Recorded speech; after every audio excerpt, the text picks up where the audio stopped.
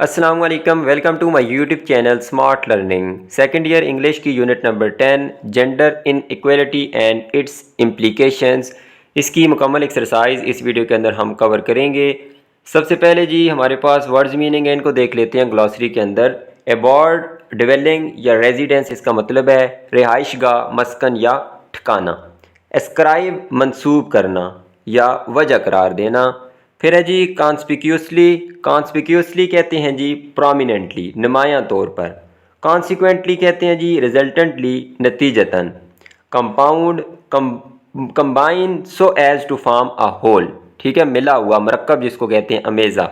Dearth कहते हैं जी scarcity को, काल को, कहत को, किल्लत को, फकदान को। डिमिनिश्ड कहते हैं जी स्मॉल या वीकेंड, कम, कमज़ोर या घटाया हुआ।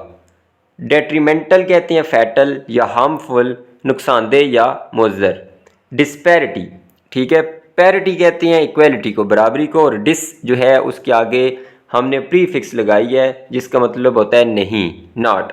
पैरिटी बराबरी, तो डिस्पैरिटी ना बराबरी, अदम मसावात। इवेंचुअली, फाइनली को कहते हैं बिलाखर या आखिरकार। इम्पार्ट कहते हैं ट्रांसमिट या ट्रांसलेट, मुंतकिल करना।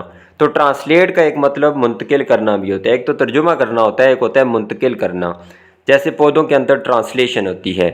फिर उसके बाद है जी intimate, having very close relationship, करीबी या गहरा। फिर लेटेंट कहते हैं पोटेंशियली एग्जिस्टिंग, छुपी हुई सलाहियत वाला।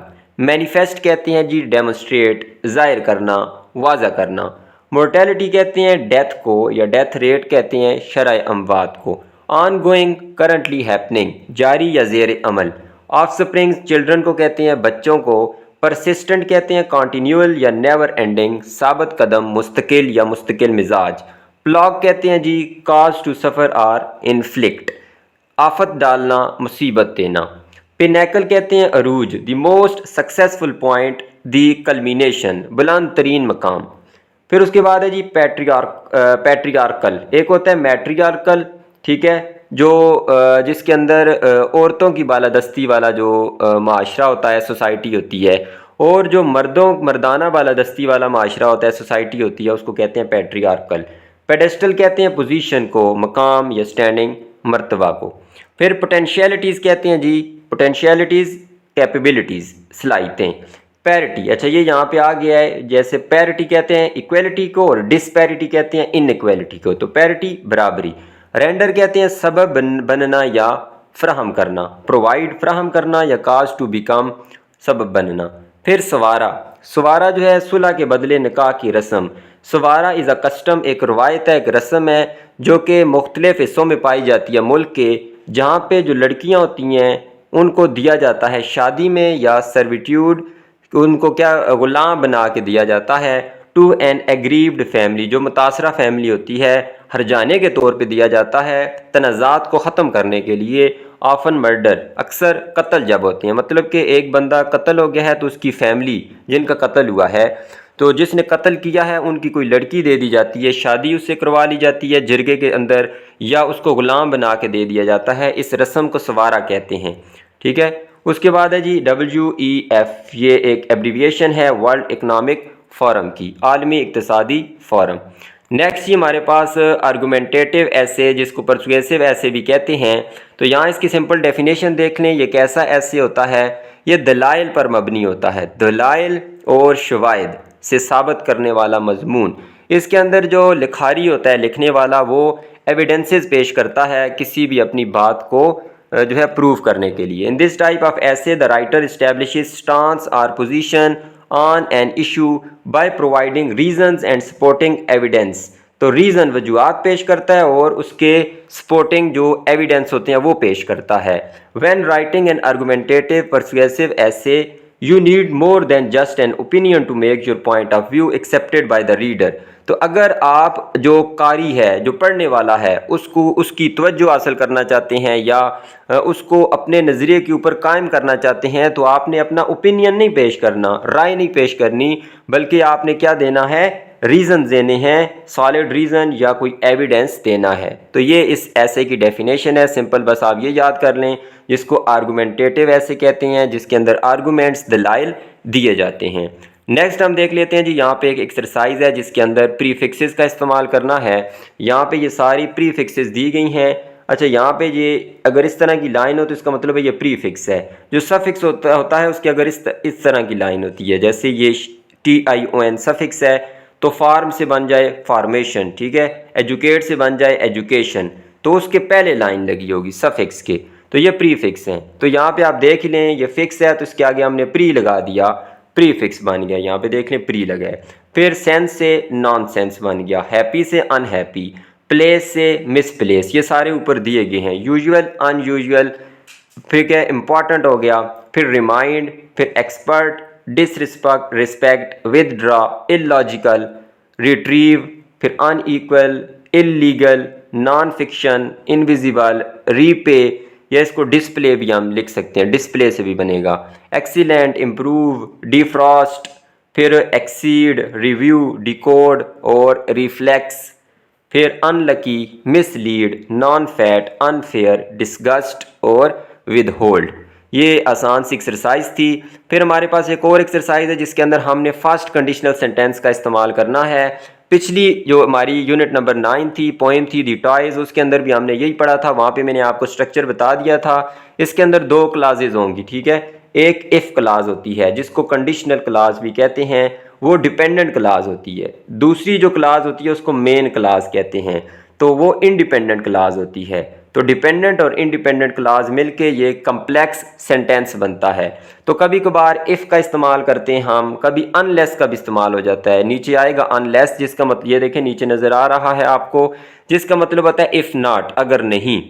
तो ये शर्तिया जुमले हैं। इसमें आपने याद रखना है कि जो इफ़ वाला हिस्सा होगा उसके साथ वर्ब की फर्स्ट फॉर्म आएगी। सब्जेक्ट आएगा, जैसे माई आंट सब्जेक्ट है, और ये देखें वर्ब की फर्स्ट फॉर्म आई है, सिंपल प्रेजेंट टेंस। और कामा के बाद अब ये जो दूसरा हिस्सा है वो मेन क्लास होगी, ठीक है। उसके अंदर विल आएगा और वर्ब की फर्स्ट फॉर्म आएगी।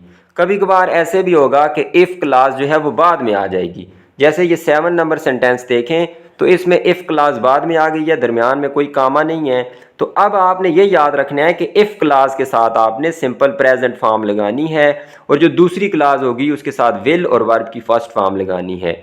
ये नहीं जहन में रखना कि हम विल सेकंड के साथ लगाएंगे, ये बात आपको कंफ्यूज करेगी। आपने ये याद रखना है कि इफ़ क्लास के साथ सिंपल प्रेजेंट टेंस, और जो मेन क्लास है, दूसरी क्लास है इंडिपेंडेंट क्लास, उसके साथ विल और वर्ब की फर्स्ट फॉर्म। तो आप देखते जाते हैं जी, यहाँ पे इफ़ क्लास है तो अगली के साथ विल और आगे वर्ब की फर्स्ट फॉर्म। ये भी इफ़ क्लास दी गई है, आगे विल और वर्ब की फर्स्ट फॉर्म विल गो। फिर इसी तरह अब ये उसने खुद लिखा हुआ है, ये मेन क्लास है, विल और वर्ब की फर्स्ट फॉर्म आई हुई है। तो इसका मतलब है इफ़ क्लास के साथ प्रेजेंट टेंस लगाएंगे, सिंपल प्रेजेंट, तो स्नो से स्नोज बन जाएगा, क्योंकि इट के साथ एस या ES भी आता है। फिर ये देखें ये इफ़ क्लास लगा हुआ है, दूसरी क्लास में आएगा विल, और नेगेटिव है तो नॉट, और आगे वर्ब की first form succeed. Succeed verb होता है, सक्सेस जो है वो नाउन होता है, एब्स्ट्रैक्ट नाउन, और सक्सेसफुल जो होता है वो एडजेक्टिव होता है।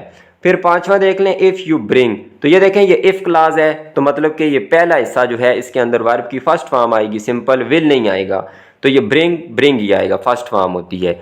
अब देख लें जी, यहाँ पे ये फर्स्ट फॉर्म आई हुई है, ये पहली इफ़ क्लास है, ये दूसरी मेन क्लास होगी, इसमें विल आएगा, नेगेटिव है तो नॉट भी लगाएं, और आगे वर्ब की फर्स्ट फॉर्म लेट आ जाएगा। अब सातवें में देख लें जी, ये इफ़ क्लास बाद में आ गई है, तो इफ़ क्लास बाद में, ये दूसरी क्लास पहले है, तो मतलब कि दूसरी क्लास के साथ विल और टर्न वर्ब की फर्स्ट फॉर्म लगा दी, तो इफ़ क्लास के साथ सिर्फ वर्ब की फर्स्ट फॉर्म लगाएंगे गेट, और इट है तो इट के साथ एस या ES भी आएगा। फिर उसके बाद आठवां देखें तो ये हमारे पास दूसरी क्लास है, इफ़ क्लास यहाँ पे। तो ये देखें कभी कभार जो कंडीशनल कंजंक्शन है, इफ़ वो नहीं आएगा बल्कि अनलेस आ जाएगा। अनलेस का क्या मतलब होता है, इफ़ नॉट, अगर नहीं। तो ये क्या है जी, कंट्रैक्शन है विल नॉट की। विल नॉट को कंट्रैक्ट करके क्या लिख देते हैं, वॉन्ट। तो इसका मतलब है ये इंडिपेंडेंट क्लास है, विल नॉट लगा हुआ है, वर्ब की फर्स्ट फॉर्म भी है, आगे इफ़ क्लास ये वाली है। अब आप ये नहीं है कि इफ़ को ढूंढते रहें, इफ़ जो है वो हमेशा नहीं आएगा, उसकी जगह अनलेस कंजंक्शन भी आ सकता है। हमने जीरो कंडीशन में पढ़ा था, वैन भी आ सकता है, तो वैन भी इस्तेमाल हुआ था वहाँ पे। फिर यू और आगे वर्ब की फर्स्ट फॉर्म। फिर नौवें में देख लें इफ़ क्लास है तो इसके साथ वर्ब की फर्स्ट फॉर्म, और दूसरी क्लास में विल और विजिट हो गया। फिर देख लें इफ़ क्लास है सिंपल वर्ब की फर्स्ट फॉर्म। अब डू नहीं लगाना क्योंकि ये शी है तो शी के साथ एस या ई एस भी आएगा, डू से डज बन जाएगा और आगे विल और वर्ब की फर्स्ट फॉर्म गो। फिर 11वां देख लें, ये दूसरी क्लास इफ़ वाली इधर आ गई है तो इफ़ के साथ सिंपल वर्ब की फर्स्ट फॉर्म ईट से ईट्स बन जाएगा और जो दूसरी मेन क्लास है उसके साथ विल भी आएगा, नेगेटिव है तो नॉट और साथ में ईट आ जाएगा। अब यहाँ पे याद रखना है कि जब विल वाले का नेगेटिव बनाते हैं तो विल के फ़ौरन बाद नॉट लगा दें, लेकिन अगर इस प्रेजेंट इनडेफिनेट का नेगेटिव बनाना चाहेंगे तो आपको डू नॉट लगाना पड़ेगा या डज नॉट, वो सब्जेक्ट को देख के आप लगाएंगे। जैसे यहाँ पे देखें यू के साथ उसने क्या लगाया जी, डू नॉट लगाया था, ठीक है। या और दूसरे में देखें तो इट के साथ उसने क्या लगाया है, डज नॉट लगाया है। लेकिन अगर विल के साथ नॉट लगाना हो तो सिंपल विल के बाद नॉट लगा दें। फिर इसी तरह 12वें को आप देख लें, 13वें को देख लें, इनमें इफ़ क्लास बाद आई हुई है दोनों में, ठीक है, ये वाली बाद में और यहाँ भी बाद में और यहाँ पे मेन क्लास पहले है। फिर लास्ट है जी सी में कि आपने सर्कल करना है कि कौन सा इनमें ठीक है। तो आरफ विल वाटर द गार्डन, ये देखें आरफ गार्डन को पानी देगा तो ये हमारे पास मेन क्लास है, विल आया हुआ है, वर्ब की फर्स्ट फॉर्म है, वाटर नाउन भी होता है और यहाँ पे वर्ब के तौर पे इस्तेमाल हुआ है जिसका मतलब है पानी देना।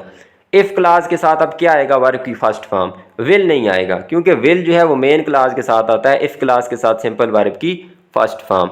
दूसरा देख लें जी, यहाँ पे विल आ गया मेन क्लास में, इफ़ क्लास के साथ विल वाला नहीं आएगा, सिंपल वर्ब की फर्स्ट फॉर्म आएगी हैव।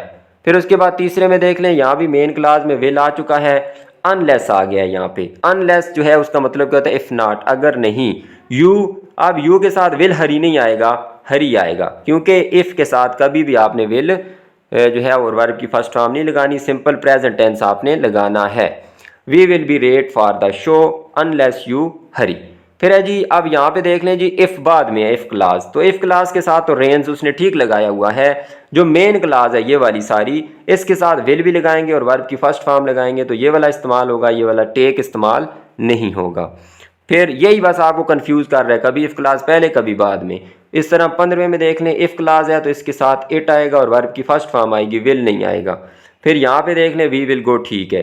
फिर यहाँ पे देख लें जी, अनलेस आ गया जिसका मतलब है इफ़ नॉट, तो अनलेस मतलब कि ये कंजक्शन है हमारे पास, तो ये हमारे पास इफ़ वाली क्लास है, इसके साथ विल आपने नहीं लगाना, सिंपल सीज लगाना है क्योंकि ही के साथ एस या ई एस भी आएगा।